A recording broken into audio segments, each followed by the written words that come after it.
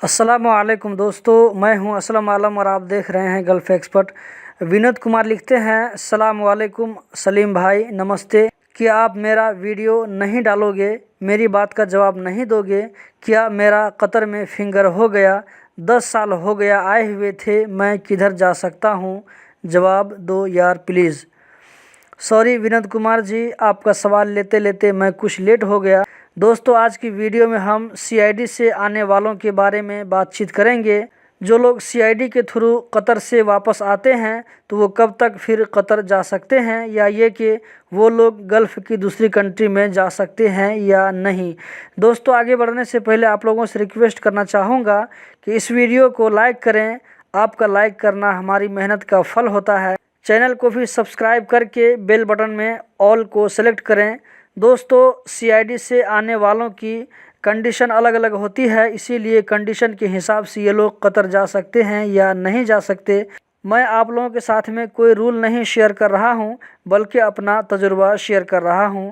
और दूसरी बात यह है कि रूल हमेशा चेंज होता रहता है। तो जिन लोगों के खिलाफ बलाग हुरूब का केस लग जाता है, यानी कंपनी वाले ने किसी के खिलाफ सीआईडी में ये रिपोर्ट कर दिया कि फ़लाँ बंदा कंपनी छोड़कर भाग गया है, तो ऐसी सूरत में अगर सीआईडी वाले पकड़ कर भेज दे तो आप लाइफ टाइम कतर नहीं जा सकते हैं। ये मैं अपना तजुर्बा बता रहा हूँ।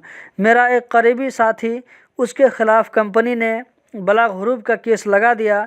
सीआईडी ने उसको कंपनी के रूम से पकड़ा, फिर उसको घर भेज दिया।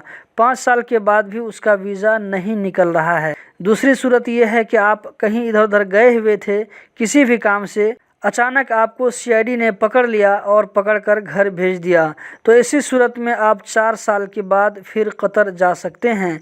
ये बात मैं सर उबैद ताहिर का जो प्रोग्राम है पुलिस और आवाम, उसमें मैंने ये बात सुना था। किसी भाई ने यह भी बताया है कि एयरपोर्ट में जहां पर इमिग्रेशन होता है, यानी आपके पासपोर्ट में जहां पर स्टाम्प लगता है, वहां भी आप पूछ सकते हैं कि आप कितने साल के बाद कतर आ सकते हैं, वो आपको बता देंगे। एक सूरत और है, वो ये कि आपने खुद सीआईडी में हाजिर होकर घर भेजने के लिए कहा, तो ऐसी सूरत में आप एयरपोर्ट पर जहां पर पासपोर्ट में स्टाम्प लगता है वहां पूछ सकते हैं। लेकिन एक तरीका है जिससे आप लोग खुद भी अंदाज़ा कर सकते हैं कि आप लोग दोबारा आ सकते हैं या नहीं। वो ये कि अगर आने के टाइम में आपका फिंगर हो गया तो समझ लीजिए कि कुछ न कुछ लोचा है। अगर फिंगर नहीं हुआ तो आप दूसरी बार फिर कतर का वीज़ा के लिए ट्राई कर सकते हैं, आपका वीज़ा इंशाल्लाह निकल जाएगा। कतर से अगर आप सीआईडी के ज़रिए आते हैं तो गल्फ़ की दूसरी कंट्री में जाने के लिए कोई मुश्किल नहीं है। आप आराम से गल्फ़ की दूसरी कंट्री में जा सकते हैं।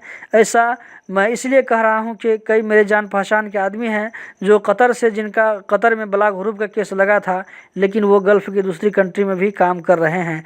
तो दोस्तों, यही थी आज की वीडियो। उम्मीद करता हूँ ज़रूर पसंद आई होगी। इसी तरह की इन्फॉर्मेटिव वीडियो देखते रहने के लिए चैनल को सब्सक्राइब करें। वीडियो देखने का बहुत बहुत शुक्रिया।